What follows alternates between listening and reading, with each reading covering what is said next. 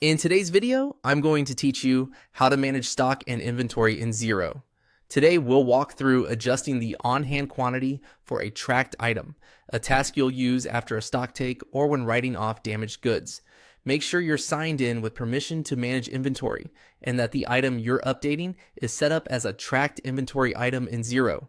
Start on your Xero dashboard and open the sales menu.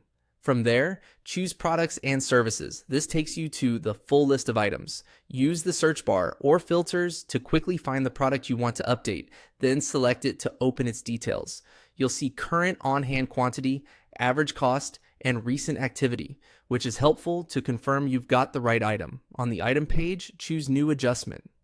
In the adjustment panel, we're going to reduce stock, so enter the number of units in the field to label Decrease Quantity By.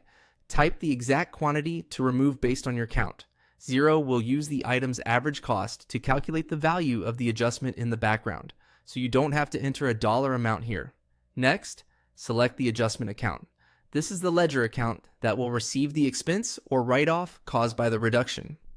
Many businesses use an inventory adjustments or inventory shrinkage expense account, but use the account that aligns with your chart of accounts and internal policies, and check with your advisor if you're unsure.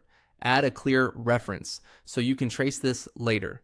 For example, a stock take date, damage note, or the person authorizing the change. Keeping this field descriptive will help future reconciliations and audits.